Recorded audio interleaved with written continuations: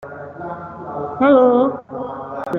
Ya, tadi sifatnya apa? Selain sifat gereja yang satu, yang kedua adalah sifat gereja yang kudus. Dari gambar ini sebenarnya jelas. Apanya yang kudus dalam gereja Katolik?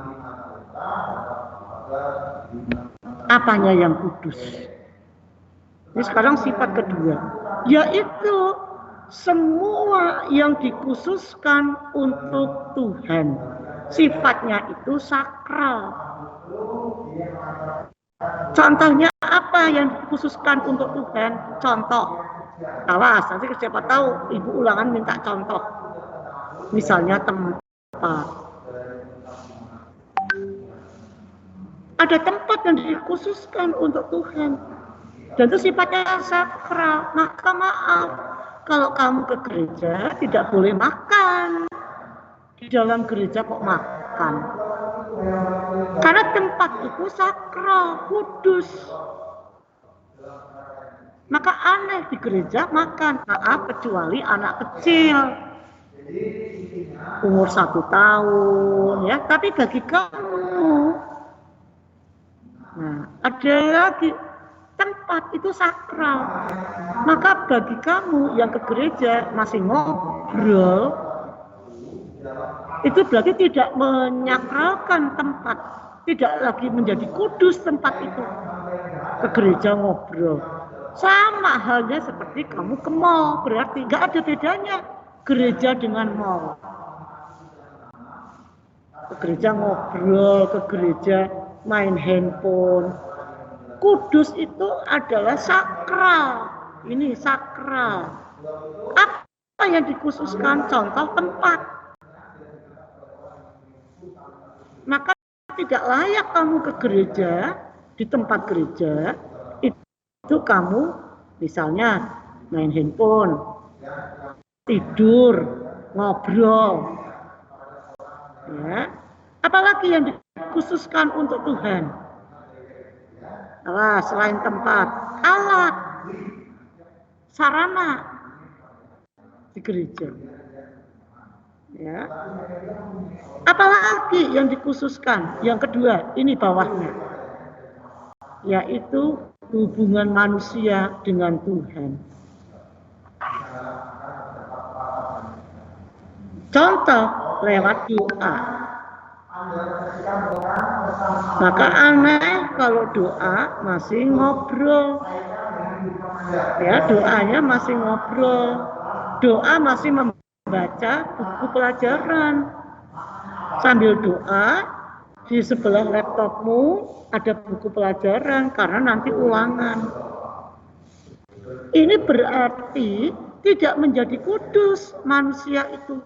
Karena apa? Ketika dia berelasi dengan Tuhan, doanya sambil membaca buku pelajaran. Padahal doa itu relasi manusia dengan Tuhan. Jelas, MIPA 3, apa yang kudus? 1 tempat, 2 Allah, 3 manusianya. Jelas, MIPA 3?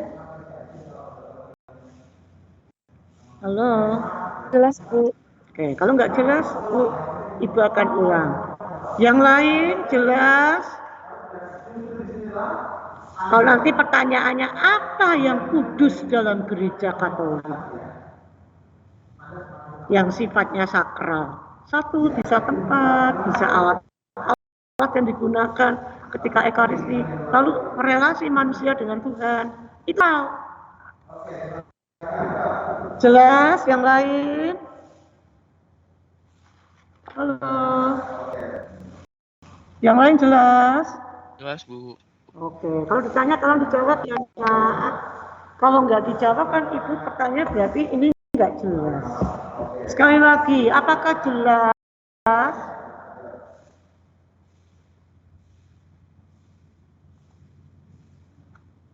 Jelas. Oke, ciri-cirinya sekarang. Apanya yang kudus? Ciri-cirinya. 1, sumbernya kudus. Kenapa sumbernya kudus? Karena berasal dari Yesus. Lihat ini gambarnya. Yesus lagi apa? Ya, di gambarnya Yesus lagi apa tuh latar belakangnya Ibu, backgroundnya? Berdoa. Karena berdasarkan dari doa Yesus. Maka sumbernya kudus. Satu sumbernya. Dua tujuannya dan arahnya. Apa tujuannya? Semua yang dilakukan untuk kemuliaan Tuhan dan untuk keselamatan manusia. Apapun yang dilakukan oleh manusia, kebaikannya, maaf, apapun yang kamu lakukan kebaikanmu, contoh, kamu membantu orang yang kena COVID, mengirimi makanan. Bukan karena dipuji, tetapi saya melakukan untuk kemuliaan Tuhan. Semua untuk Tuhan, semua untuk keselamatan manusia. Maka yang kena COVID itu akhirnya bisa sembuh, dan kemudian yang terkena COVID bisa mengatakan, Tuhan bersyukur, saya bersyukur Tuhan, banyak orang yang baik. Nah, ini tujuan dan arahnya kudus. Tujuannya untuk kemuliaan Tuhan, arahnya untuk keselamatan manusia. Apanya lagi yang kudus? 3, jiwanya kudus. Boleh diganti jiwa, boleh diganti spirit, boleh penyemangat. Apa?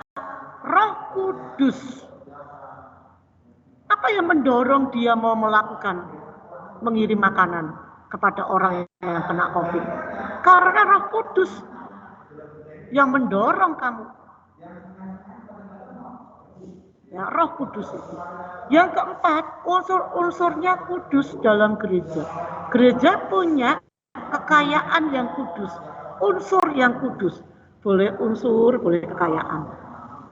Kudus sifatnya apa?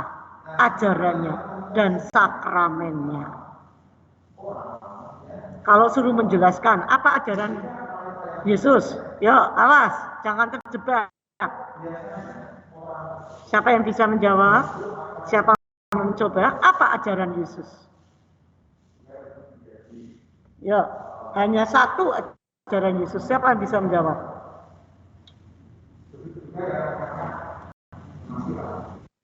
Kasih, bukan Bu. Apa? Kasih. Salah. Itu hukum. Hukum Tuhan.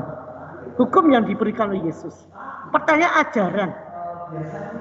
Siapa bisa menjawab? Terima kasih. Siapanya tadi, Nak? Siapa kamu, Nak? Jeremy, Bu. Jeremy, terima kasih Jeremy. Tetap kamu punya nilai, Jeremy. Salah, tetap Ibu beri nilai. Ya, karena tadi oleh kepala sekolah dikatakan, Bapak Ibu, hari ini semua wajib mengambil nilai anak. Untuk nilai, afektifnya. Terima kasih Jeremy. Jangan pernah takut untuk salah. Siapa lagi mau mencoba? Saya boleh nyoba, Bu. Siapa namanya? Yosef. Yosef, sekali lagi silakan Yosef. Apa ajarannya? Ajaran Yesus tentang kerajaan Allah. Betul, kerajaan Allah. Maka unsurnya kudus. Kenapa? Ajarannya kerajaan Allah. Hanya satu. Nah, yang tadi dijawab oleh Jeremy, cinta kasih, itu bagian dari kerajaan Allah. Apa itu kerajaan Allah? Ada yang bisa jawab? Apa kerajaan Allah?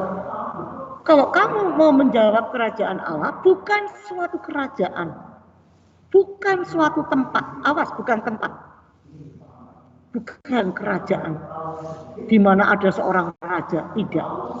Apa itu kerajaan Allah? Awas, kalau ulangan siapa tahu ini keluar di soal Isai. Apa itu kerajaan Allah? Kerajaan Allah adalah ketika hati manusia, hati kamu dan hati saya hanya mau dipimpin oleh Tuhan. Itu kerajaan Allah. Ketika hati manusia hanya mau dipimpin oleh Tuhan. Maka ketika dia dipimpin, dirajai oleh Tuhan, maka tadi Jeremy mengatakan ada cinta kasih, ada kejujuran, maka nggak ada orang nyontek.